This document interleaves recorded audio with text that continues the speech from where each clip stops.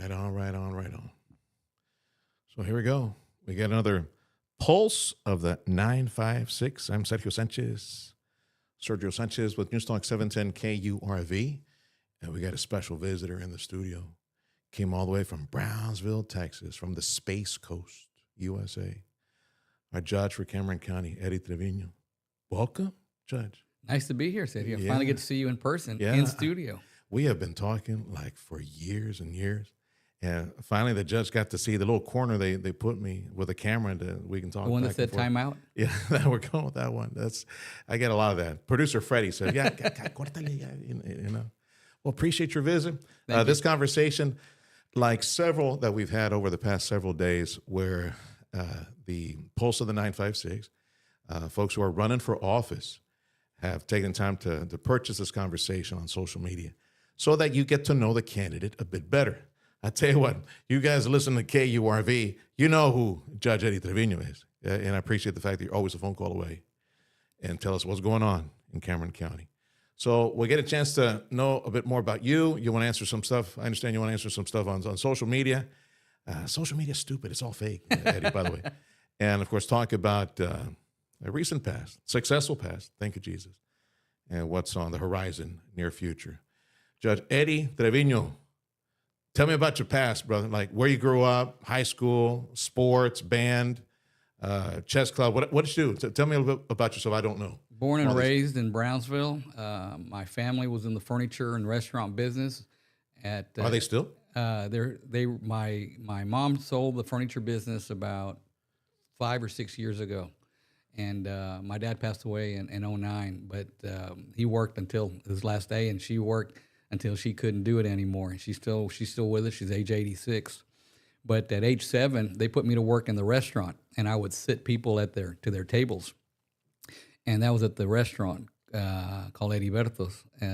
If you remember that name, then my respects, because that means you're still with us. And then after that, I would work weekends and summers at the furniture store, answering the phone, taking payments, dusting, putting furniture together. And when I got old enough, I would go on deliveries. And one of the most important lessons I remember, we were delivering a refrigerator to a family in the southmost area of Brownsville. And it was a Saturday midday, and we got to the address, and we were looking for the family. And they said, no, they live behind. And I realized that there were like 4 one-room shacks, homes. Yeah. And when they saw our company truck, which was Treviño's Fine Furniture, all of the neighbors came out because the family had bought a refrigerator. And my parents were one of the first companies valley-wide to give credit to the low-income Mexicano. And a lot of people remember that. I still meet many of them today throughout my public service.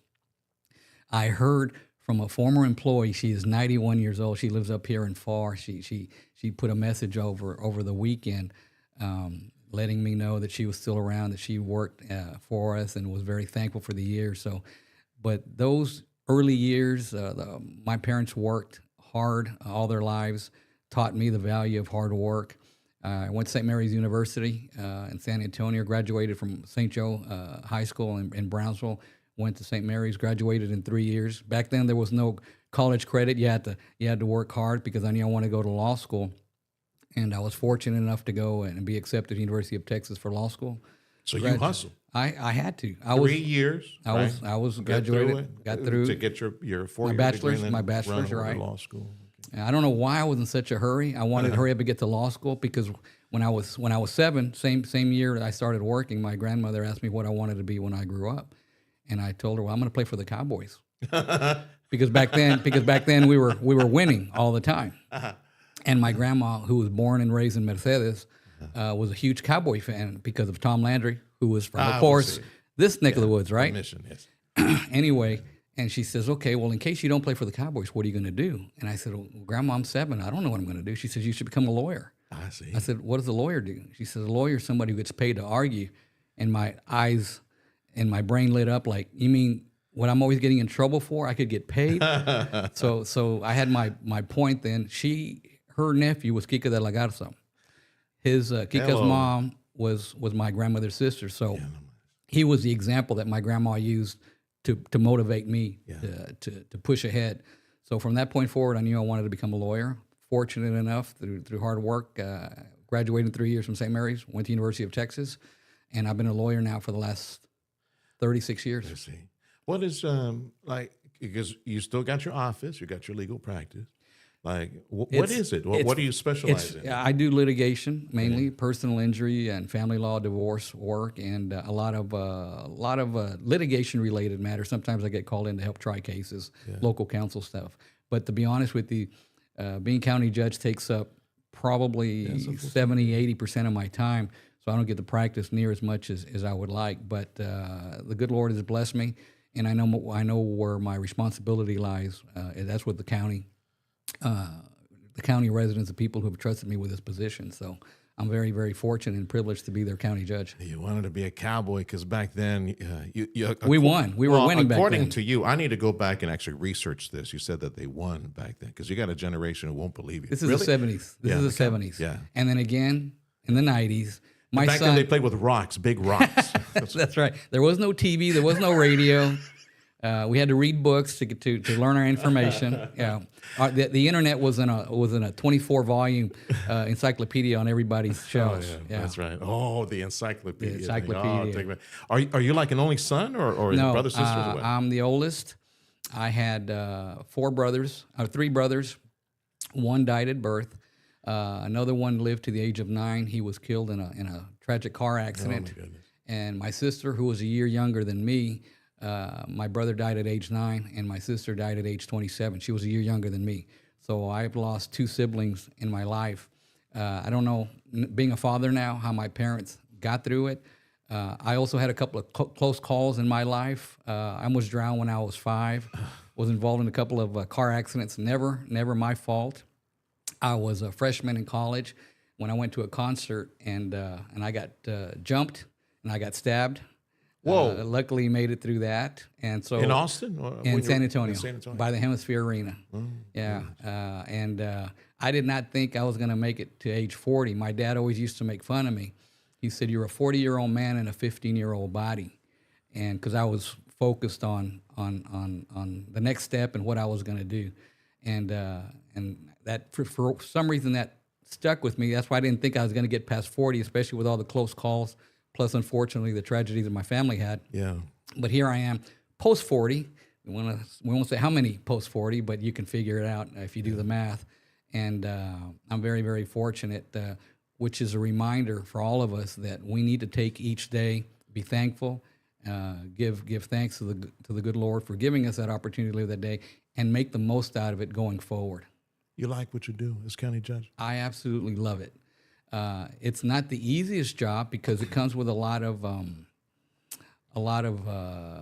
criticisms, which is understandable of public officials, but it also comes with a lot of wonderful moments. And when I see people that I know or strangers stop me or message me or what have you, and give me their thanks or their appreciation. For example, during COVID. I can't tell you how difficult that time was for all of us, working with Judge Cortez, Judge Guerra, and Judge Vera, and the other leaders, the mayors of the valley. It was very difficult for all of us because we weren't sure quite what to do. As I tell people, there was no handbook at the county judge's desk that pandemics for dummies. We had to figure it out. And I know I've been criticized saying I went overboard or I took away people's rights, and trust me, that was never the intent.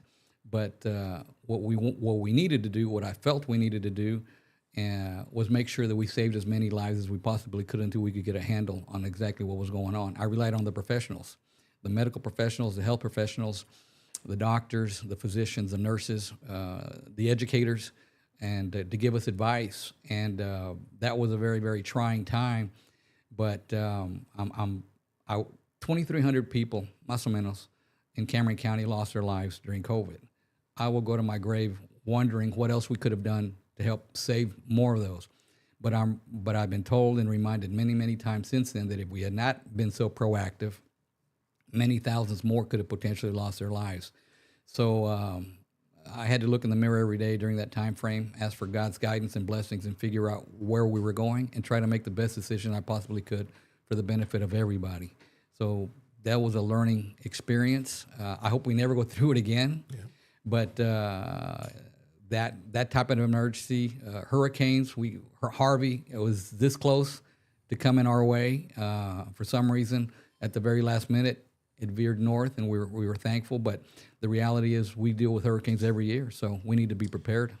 That is in my topics list to visit since you are on the coast. And the county judge is the final authority when it comes to evacuate this, evacuate that, run for the hills, run west, whatever. The judge of the county is the one that calls the shots on that. So that's a pretty heavy burden on you.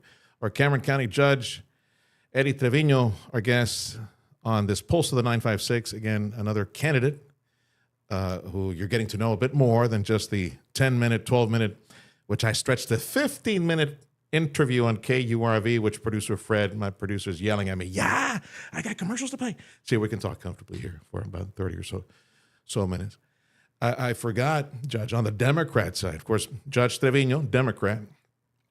There are two other competitors. It's a crowded field for the nomination for a county judge. I forgot it was a three-man race. So, up to date, I'm sure you got a team knocking on doors, going to voters that are faithful voters and always show up. What are you hearing from on the front line, from the people that go, and you door knocking, what are you hearing from people in your community? The people that we've talked to and that we've heard from has been extremely positive response.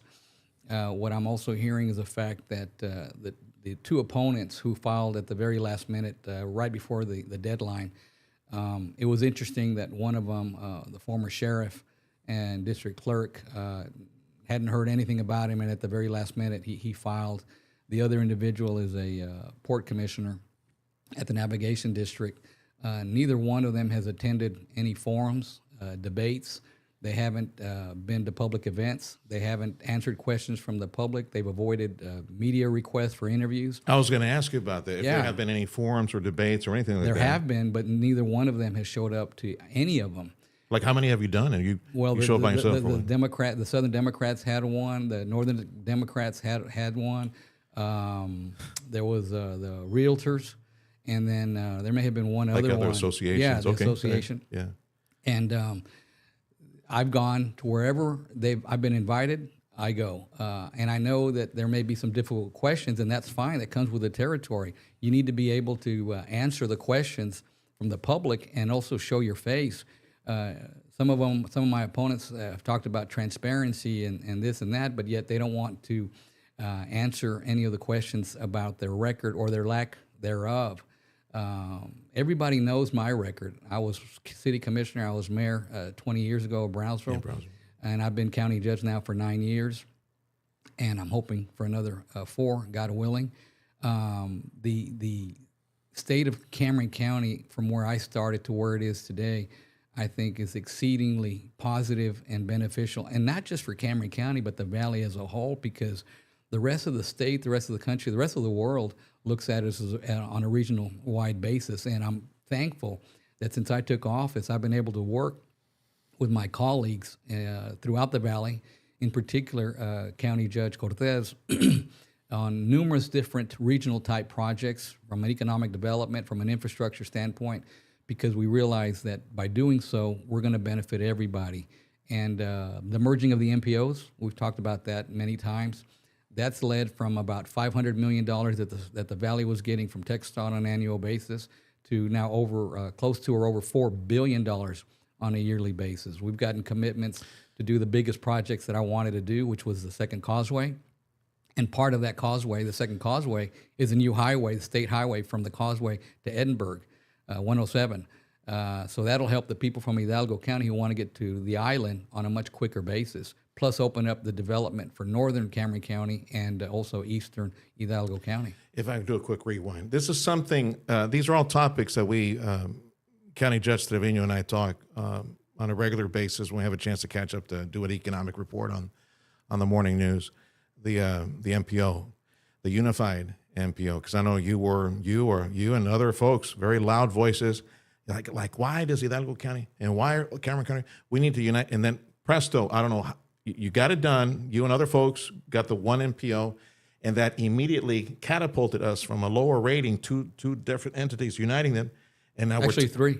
It was three. Yeah. We're top five now. Right. We're the fifth largest market, which all of a sudden opened up a whole, a new opportunity for funding. Like, what was it? I think it was you or it was Judge Cortez told me. It was like 80%. Like 80% of the dollars go to the top five markets, right? Right. And now we're top five because we unified into one.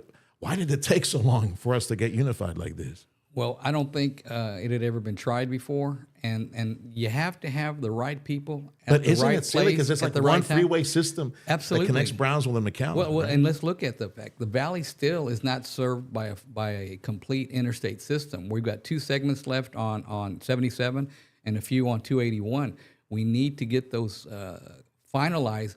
That way we'll be able to finally be designated for interstate funding. And the difference in dollars, for example, Laredo is serviced by I-35.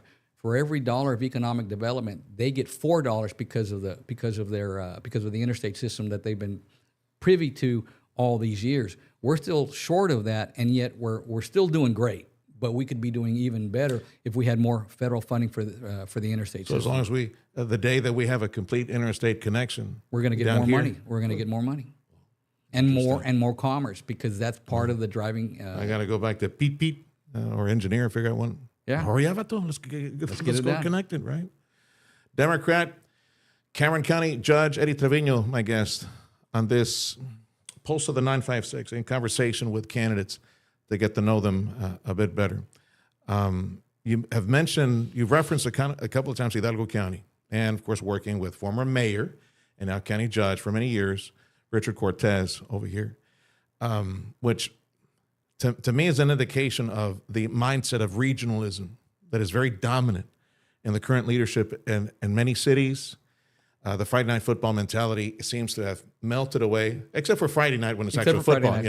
But outside of that, in the 30 years I've been behind the microphone here at KURV, I've seen the evolution toward a more regional mindset. And the synergy today is unlike we've ever seen with education institutions or unified university for both counties.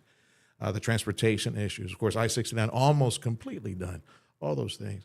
Now, in this regionalism mindset, do we need, I don't know, because this used to be something that the Rio Grande Valley Partnership, the Valley Chamber, used to be the tip of the spear, but now we have other regional-minded organizations. COSTEP has changed to be very regional. Rioplex and this economic development thing that's going on. MSA, Metropolitan Statistical Area. I think that's our next hurdle. And it's probably would be an RGV MSA. So we're not fighting with it's McAllen, Brownsville, McAllen, then somebody else. Let's just RGV MSA. It's got to be the RGV. What do you think about something like that? Well, again, we've been told that that'll open us up to additional benefits from the financial standpoint with regard to state and federal dollars. Plus, it'll also make it easier for a lot of these companies, industries that are looking to develop or invest. Obviously, our region has "quote unquote" been found out. There's no doubt about that. I was born and raised in Brownsville. I believed in the potential of Brownsville and Cameron County and the Valley. The thing that used to upset me, and we've had this conversation before, is that for the longest time, anytime there was an article, even if it was positive, it would always seem to start out with, Brownsville or Cameron County or the RGB poorest region in the state and the country.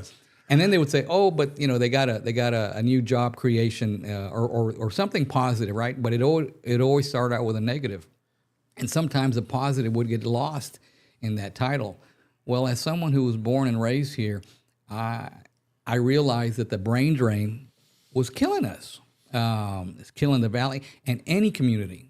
If it was in the Valley or you name it, Dallas or Chicago or LA or New York, if its best and brightest for decades upon decades would leave and not come back and provide those talents with their home, well, you're going to have that. You're going to have that deficit. You're going to be losing that initiative and that forward thinking, the progress that you want, because they're giving their talents elsewhere.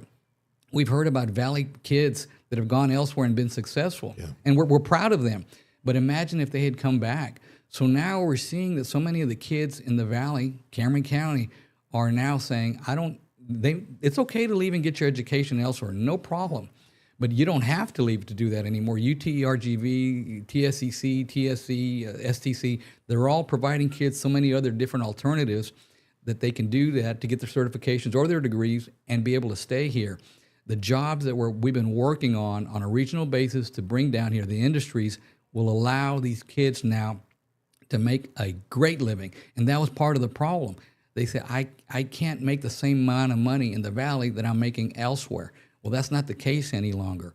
And, these are good problems to have. A lot of people would like to say it's growing too much or too fast or it's not the same Valley that I remember. Well, That's a good thing. I want our kids. Goodness. I want our kids and our young people to be able to raise their family with a level of economic wealth that they can provide and not be living paycheck to paycheck. One of the standard reports in business news that we would do 30 plus years ago when I started behind this microphone at KURV was the regular report on unemployment. And they would mention Dallas, Houston, San Antonio. Oh, and lagging, coming in at the very, very bottom, the most unemployment in Texas, McAllen, Harlingen, Brownsville. Back then it was 20-some-odd percent unemployment. Yeah. And now, and even in the years that our economy was changing, the 90s when I started, the aughts, and then 2010s, and everything that God has provided. Like, Elon, thank God for Elon Musk. I know some of you guys in Cameron County don't like him, but think of a valley, think of a world. Erase that thousands of jobs, the billions in investment, and the runoff related to that, all the industry. Just erase all of that. The valleys. We are the exception. We're not the norm. The way that we have evolved and grown and the prosperity that we've seen, it was only recently, Judge, in that monthly report, quarterly report that would come on our news, McAllen, Harlingen, Brownsville disappeared. Yeah. As the place with the highest unemployment. Right. In Texas. And it was around, usually we were hanging on to 11%, 10%, 8%, 7%. Yeah, it's gone. Right. We're no longer on that list. For the first time in 30 some odd years, things are different in the Valley now. And I don't understand the mindset. Honestly, I don't. I know I'm going to get under some people's skin. I'm taking the soapbox right now. I do not understand this mindset of people who do not want change, do not want this opportunity, this prosperity, these jobs, these salaries, these careers for our families. I've often said through all these years, nuestros hijos pueden. Our kids can. Absolutely they can. And now because they're getting college and high school and getting their associates, going on to get their engineering and computer and nursing stuff, it's like, I wish those opportunities were available for us. Yeah, you probably would have had like 4 degrees by now, the way you went through college. I doubt it. Then. But what you said is critical, because I believe it's my responsibility as an elected public official to be worried about tomorrow, to be worried about how can we provide the environment that businesses will invest and will prosper. Just in the 9 years that I've been county judge, the lowest paying job at the county was approximately right above the minimum wage, $7.65 at $8. Okay, and that we had many people earning that. We now are at $15 an hour for the lowest paid employees at the county level. Made sure that we got to the living wage and then exceeded that. The industries that are coming in, you got welders, construction, pipe fitters, laborers that are earning up to and beyond 6 figures. That's generational money, and that's good.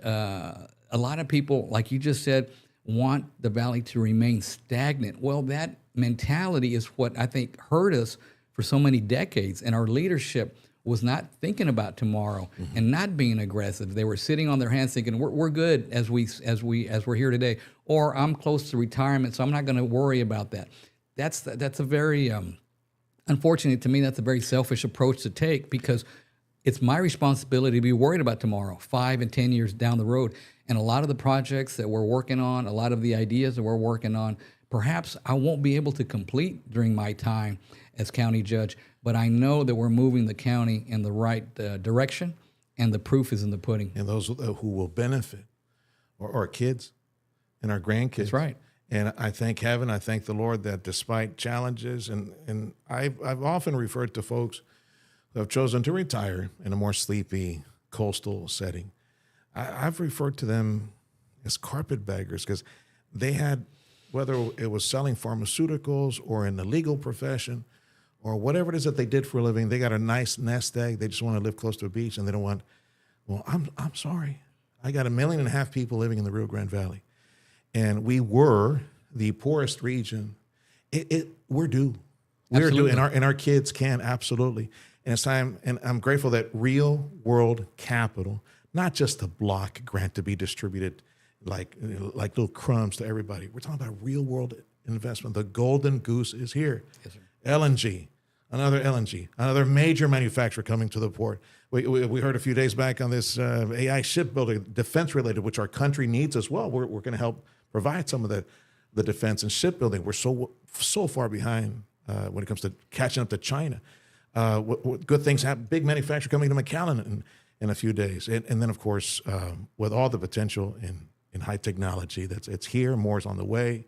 Yeah, our kids, our families deserve that, and it's time that we take advantage and appreciate the prosperity that is now here. And I think you got enough gray hair, and I do, in my head, to see this wonderful evolution in the economy in South Texas. I'm hopeful. I'm excited. I'm very hopeful, and I believe that if our people, in particular our kids, our young people, are given the same resources and opportunities that other young people in other communities have been given, that they'll be just as successful, if not more so, than everywhere else. So it's exciting, but we've got a lot of work to do.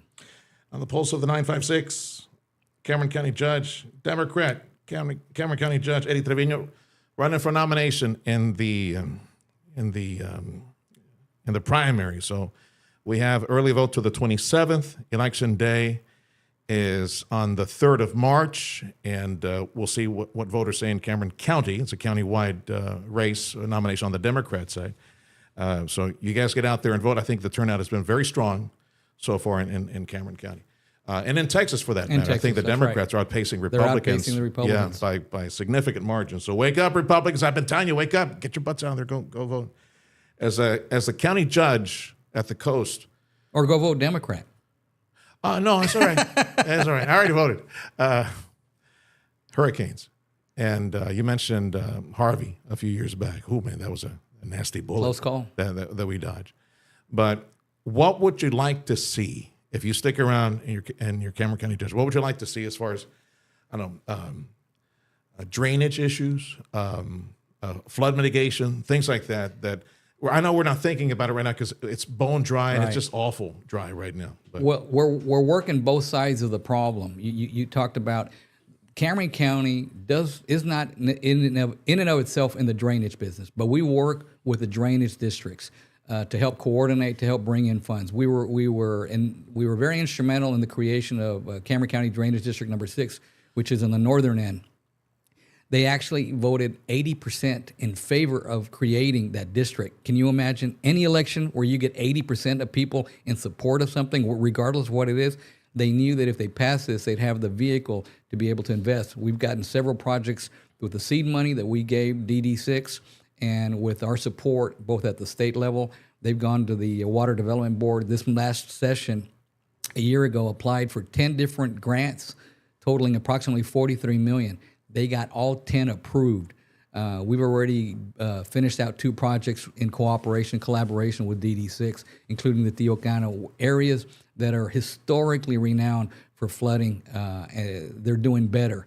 These things just don't happen overnight. At the same time, we're talking to different organizations, entities regarding the water issue. We've been reliant on the Rio Grande forever. Amistad and Falcon was our long-range plan. Mother Nature would dump its water there, and it would help keep the valley fed. We've seen the Rio Grande obviously be dwindling for a number of different reasons, including the treaty. But even if Mexico paid us every acre foot that they owe us, it'd be a drop in the bucket with regards to our needs. We're no longer an agricultural area only. We are a fast-growing urban industrial area, and we need more and more water. So we've got the Gulf of Mexico there, we need to take advantage of regional desalination because it's so cost prohibitive. It's made it hard for us to get involved in that. When I was mayor of Brownsville, we were looking at developing a desal plant, but it was so expensive we just couldn't figure out how to do it on our own. We are now working on different regional projects, developing those issues from a water standpoint. Especially right now where we're bone dry, we need to be advancing these projects forward because we don't know when Mother Nature is going to cooperate. Now, do we want a hurricane to come and hit us so that way we get this torrential downpour? Obviously, it'd be helpful, but then it creates the other problem of the flooding. So we have to work both problems at the same time. Drainage investment takes time, takes years. Same thing with regards to the water issue. It may not be an ag-based economy, but ag is still here. It's still here. They're taking it. They're getting kicked in the groin and the teeth, and they're losing because, hopefully the water delivery issue has been solved under President Trump. Hopefully, and just got to watch Mexico to see if they continue to deliver. But I've commented to you and others about this off air. Maybe it's a radio know nothing, nobody, but why?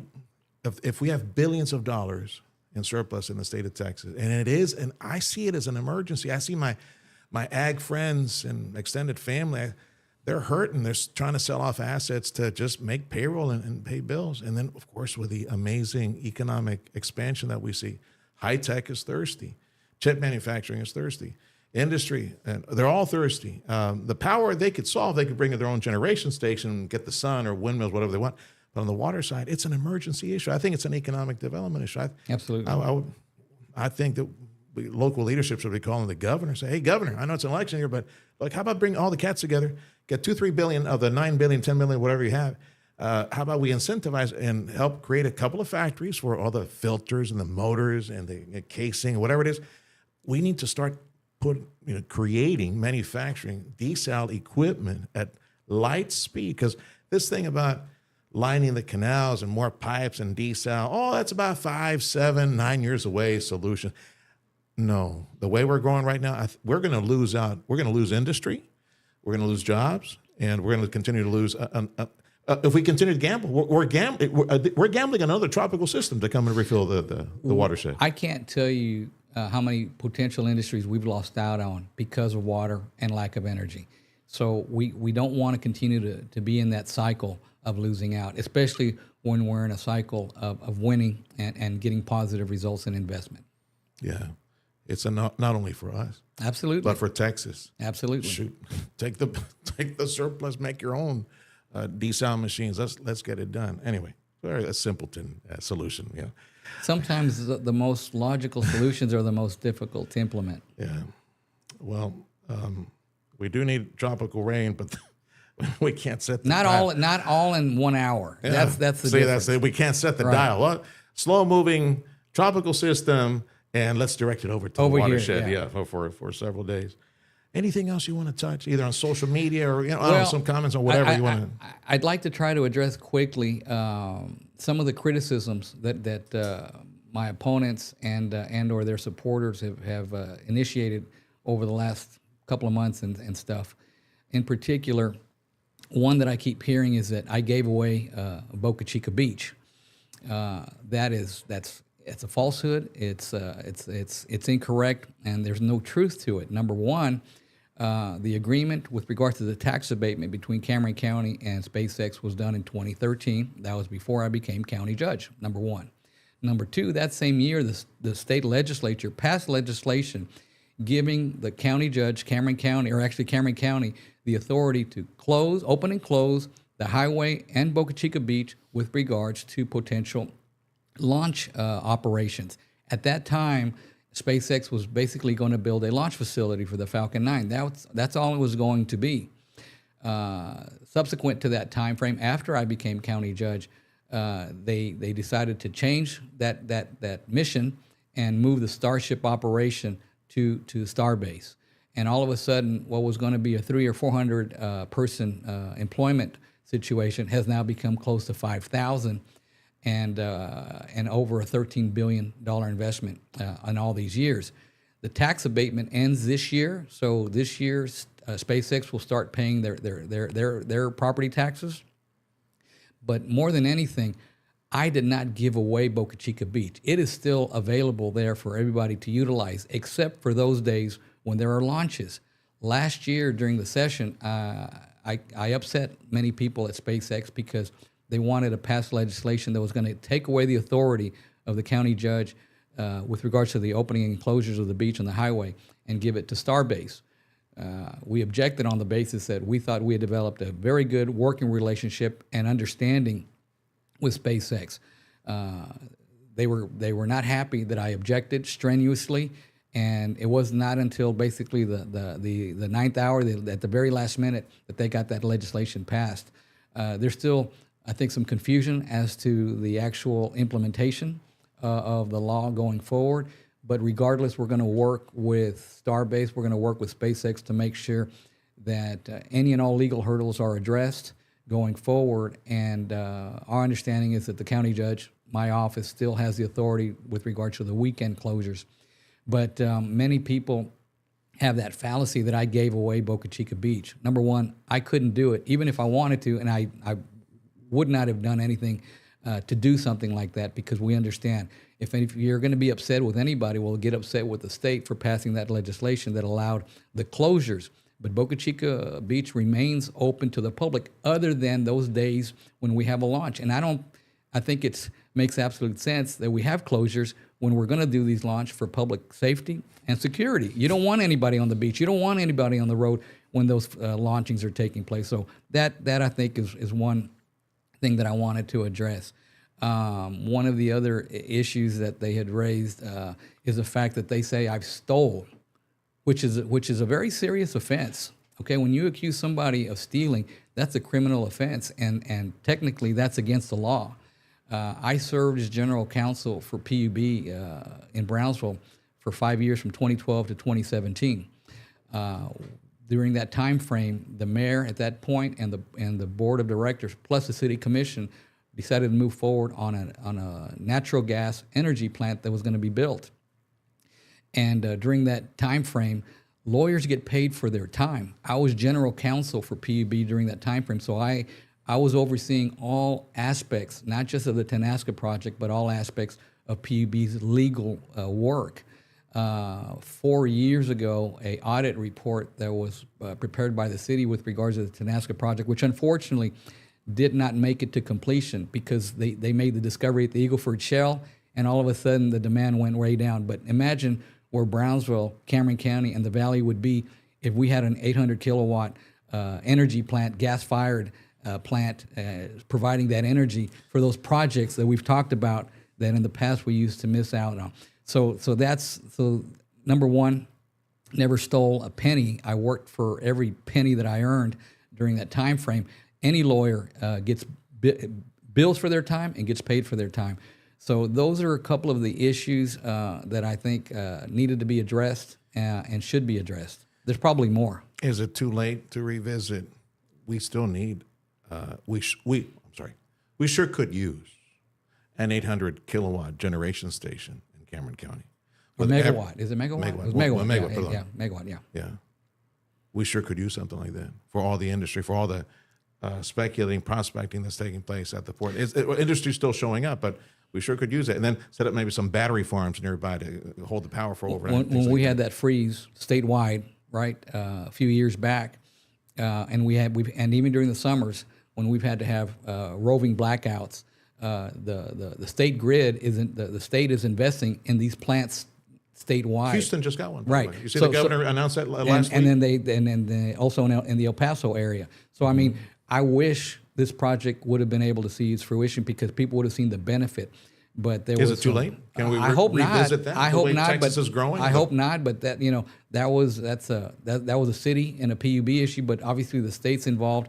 This became such a bad word in Brownsville that I think energy production, I think, is something that we obviously are going to be needing an expansion here in the Valley. We need that energy. If voters say yes, they bring you back, and they say the same thing in November in the general election, next 4 years, what do you want to accomplish? Is there like a signature project you want to get? Well, obviously that second causeway is something that's been in the works for 25 years. The next 4 years, it'll be kickstart. You kickstart. Well, we got the state to take it as an on-system project 2 years back.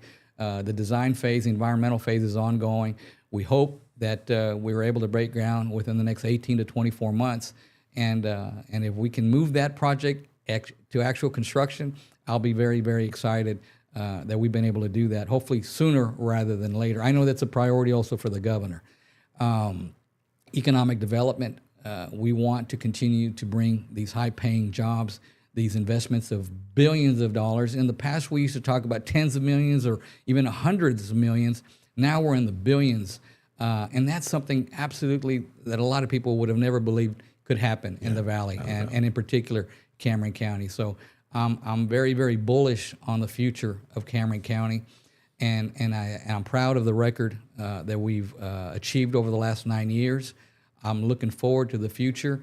I'm proud to represent Cameron County and the Valley as a whole. Oftentimes when we go to Austin or we go to Washington, or when we get interviewed by national or worldwide media with regards to SpaceX or the LNG or any other potential issue that's going on, developing professional and personal relationships with our partners at the state and federal level is something that takes time in order to address. We've been dealing with the ICE situation. I made it clear to the people that I speak to that certainly the federal government isn't going to ask for my permission to do whatever they need to do. And I respect their responsibility to enforce deportations, especially of those individuals that have criminal offenses, serious criminal offenses or histories. But we don't want to see individuals become statistics or casualties as a result of that enforcement. And we also need that collaboration so that the local community is not afraid of law enforcement, because law enforcement has to rely on the population to continue to advise them of crimes, to advise them of illegal activity. Look at what's going on in Mexico as a result of the capture or shooting yesterday of one of the cartel leaders. You've had hotspots throughout the entire country because of the influence and control and the corruption that the cartel has had in Mexico. We don't want that on our side of the border, and we need to be able to work with our state and federal partners on numerous different issues, even if we don't agree. And I think communication is the key. I've been able to establish those relationships and represent Cameron County, I think, in the most positive manner possible. And some people who think that they may be able to do that, it's not an easy job. And some people think they may be able to do it, but they're actually not qualified. And if you do think you're qualified, you ought to be able to listen and be able to answer the tough questions about what you do for a living, where you've been, how you receive your money, and what your plans are for the future, which is why I'm here with you today. Democrat Cameron County Judge Eddie Treviño. Again, he's one of three candidates running for the Democrat nomination. Cameron County, the election is until early election until the 27th, and the Texas primary is on the 3rd of March. Things are better on the border now than they were before. Yeah, you mentioned what took place south of the border. Very sad to see such a. I mentioned this tragic on the morning show. Look, some people think I hate. I don't hate Mexico. I grew up in Mexico. Me crié en Reynosa. I mean, my family. It's just such a beautiful country, such beautiful, delicious, wonderful, colorful culture. Everything except for banda music. Banda music sucks. That's what it is. I don't know what people are getting more stupid when it comes to me. They listen to Bad Bunny too from Puerto Rico. Really, what is that crap? Anyway.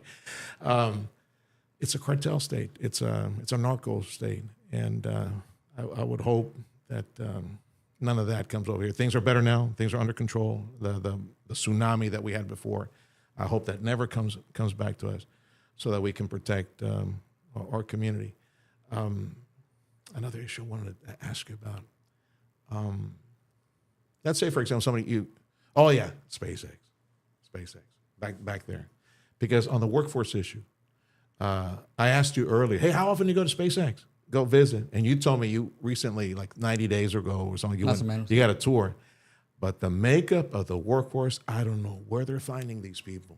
But I guess one of the things that you said, somebody called a family member. So I guess that's how it is. They're calling el primo. They're calling el tío. Yeah. Come down from Houston, come down from San Antonio, and they got the welding jobs, steel cutters, whatever it is. And so 80%, right? 70, 80%, 80%. LNG and SpaceX. Right. Still are Valley people. That's right. Is our people taking up those jobs. So on that visit was before one of the recent launches, and they were working on the Raptor engines, the engines that obviously fuel and energize the Starship.